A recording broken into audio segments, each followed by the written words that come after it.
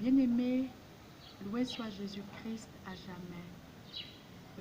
Bienvenue à la chaîne Women for Jesus Christ Ministry où le Saint-Esprit est l'enseignant. Nous allons continuer à aborder le thème l'amour du Christ parce que le Saint-Esprit nous instruit à méditer sur l'amour de Christ. Qu'est-ce que l'amour de Christ? Nous entendons parler l'amour de Christ, mais qu'est-ce que l'amour de Christ? La semaine passée, nous avons vu un volet selon lequel tu aimeras ton prochain comme toi-même. Selon Lévitique chapitre 19 verset 18. Cette semaine, le Saint-Esprit nous instruit de méditer sur Matthieu 22 verset 37. Tu aimeras le Seigneur ton Dieu de tout ton cœur, de toute ton âme et de toutes tes pensées. Tu aimeras le Seigneur ton Dieu de tout ton cœur, de toute ton âme et de toutes tes pensées. Cela veut dire quoi? L'Éternel doit être l'alpha et l'oméga de ton cœur. Cela veut dire quoi? Lorsque le Seigneur prend ton cœur, il ne doit que voir son nom inscrit sur ton cœur. Aucune autre chose, aucune personne ne doit prendre la place de Dieu dans ta vie. C'est pour ça que la parole de Dieu dit Dieu est jaloux. Oui, parce que Dieu veut être la priorité de ta vie. Dieu veut être celui pour lequel tu aspires. Dieu veut être celui pour lequel tu ne rêves que. Oui, le Seigneur veut prendre le total contrôle de ta vie et le total contrôle de ton cœur. Tu ne peux pas dire que tu es chrétien et tu ne fais pas de Dieu ta priorité. Aimer le Seigneur ton Dieu de tout ton cœur, de tout ton âme, de toutes tes forces et tes pensées veut dire que tu fais de Dieu ta priorité dans chaque domaine de ta vie. Cela veut dire que si tu es marié, ton mari ou ta femme passe après Dieu.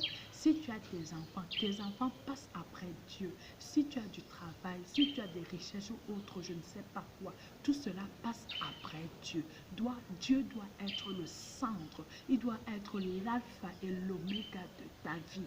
Aujourd'hui, malheureusement, Dieu ne se satisfait pas dans nos vies. Il ne prend pas plaisir en regardant nos vies parce que nous ne faisons pas de lui notre priorité.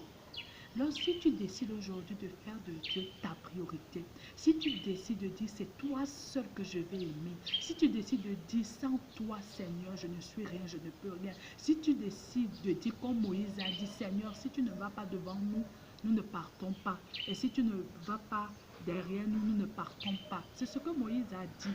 Si nous ne devenons pas les Moïse de notre génération, malheureusement, nous n'avons pas compris que veut dire aimer Dieu de tout son cœur, de toute son âme et de toutes ses pensées. Aujourd'hui, lorsqu'on voit le sacrifice de Jésus-Christ, c'est pas parce que Jésus-Christ nous a aimés trop, non, c'est parce que Jésus-Christ s'est offert, parce qu'il a d'abord aimé Dieu au détriment de sa vie pour accomplir la mission que le Seigneur lui a confiée. Jésus-Christ est le modèle en question d'amour. Il a aimé son Père. Aimer Dieu veut dire obéir à ses commandements. Tu ne peux pas dire que tu aimes Dieu de tout ton cœur, de toute ton âme, de toutes tes forces et tu n'obéis pas à ses commandements. Non.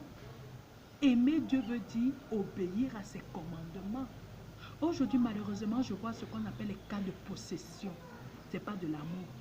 Aujourd'hui, vous voyez des couples où l'autre ne peut pas vivre sans l'autre. Mais où est la place de Dieu dans ce couple? C'est pour ça que Dieu permet qu'il y ait des turbulences dans ce couple.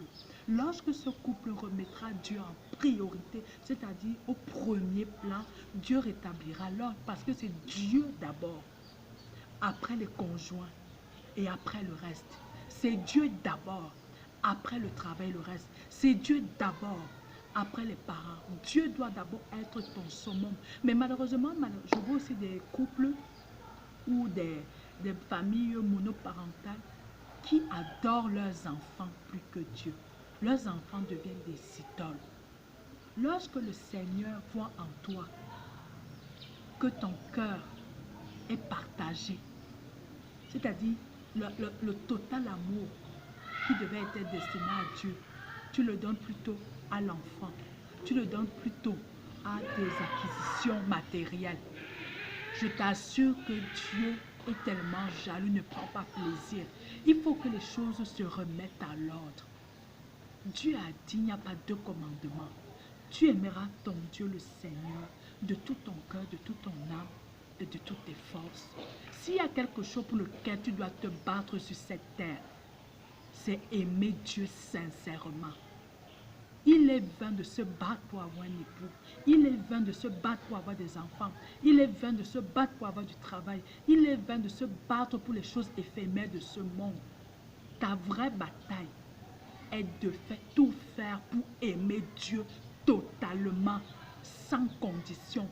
Son amour doit être inconditionnel. De la même manière que Dieu nous a aimés en envoyant son Fils Jésus-Christ, c'est de la même manière que nous devons l'aimer sans condition. Je n'aime pas Dieu parce qu'il va me donner un mari. Je n'aime pas Dieu parce qu'il va me donner un enfant. Je n'aime pas Dieu parce qu'il va me donner des richesses de ce monde. Non, je dois aimer Dieu parce qu'il est d'abord mon Père.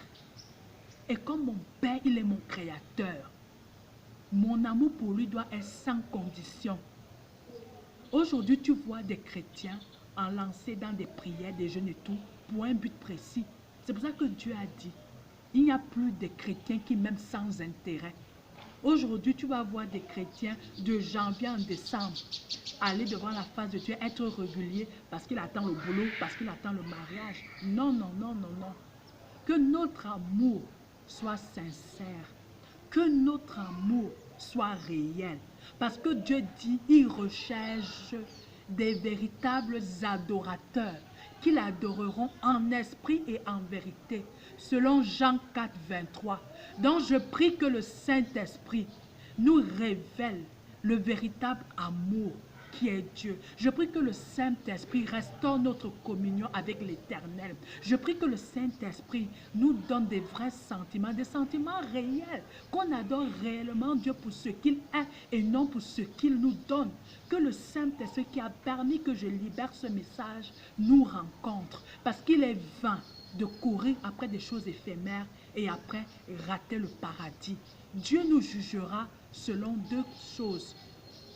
Comment tu l'as aimé, comment tu as aimé ton prochain et le pardon.